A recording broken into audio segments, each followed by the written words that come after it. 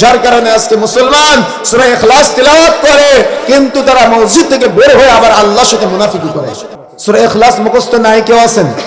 অধিকাংশ মানুষের সূরা ইখলাস মুখস্থ আছে, কুল হুয়াল্লাহু আহাদ মুখস্থ আছে না সূরাটা? অধিকাংশ মুসলমানের এই সূরাটা মুখস্থ আছে, কিন্তু দুঃখজনক হলো সত্য যে এর তাফসীর বুঝে না, এর শানে নজুল বুঝে না। কেন, কোন প্রেক্ষিতে, কি জন্য নাজিল হয়েছে, সূরা ইখলাসের মধ্যে আমরা কি তিলাওয়াত করি, ইখলাস শব্দের অর্থ কি, এর কোনো ধারণা আজকে মুসলমানদের মধ্যে নাই। যার কারণে আজকে মুসলমান সূরা ইখলাস তিলাওয়াত করে কিন্তু তারা মসজিদ থেকে বের হয়ে আবার আল্লাহর সাথে মুনাফিকি করে। কথা বুঝতে পেরেছেন? ইখলাস, ইখলাসটা হলো আন্তরিকতা। ইখলাস শব্দের অনেকগুলি অর্থ আসে, তার মধ্যে একটা অর্থ হলো আন্তরিকতা, একনিষ্ঠতা, আত্মবিশ্বাস। কথা বুঝতে পেরেছেন? কথা বুঝতে পেরেছেন? অর্থাৎ একনিষ্ঠতা, ইখলাস থাকতে হবে। যদি কোনো ইবাদতে ইখলাস না থাকে তো সেই ইবাদত কবুলযোগ্য না। তার মানে একাগ্রতা থাকতে হবে, নিয়ত ঠিক থাকতে হবে। প্রচলিত আছে না যে নিয়ত করতে হয়, প্রচলিত আছে কিনা?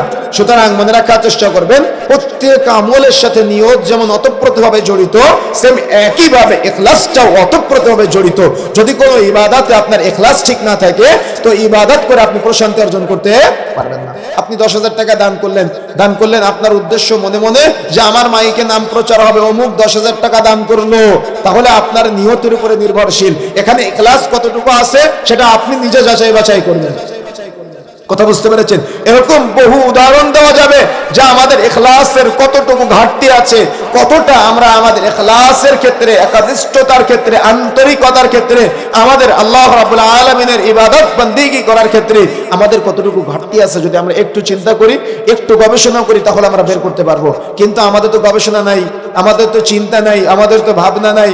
আমাদের বাপদাদার আমল থেকে যেভাবে আমরা আমল করে এসেছি সেটা সত্য না মিথ্যা যাচাই বাছাই না করেই আমরা কি করি, আমরা দেখা যাচ্ছে সেটার উপরে আমল করতে থাকি। কিন্তু দেখা যাচ্ছে আপনার পরিবার পরিজন থেকে আপনি একটা জমি পেলেন, যে জমির দলিলে ঠিক নাই, সে জমিকে আপনি বংশ পরম্পরায় পাবেন, আপনি কি গ্রহণ করবেন?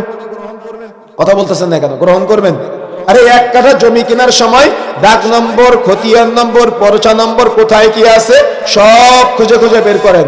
যদি দাগ নম্বরে ভুল থাকে জমিকে আপনি কিনবেন? পরচায় ভুল থাকলে জমি আপনি কিনবেন? দাগ নম্বরে ভুল থাকলে জমি আপনি কিনবেন? কেন কিনবেন না?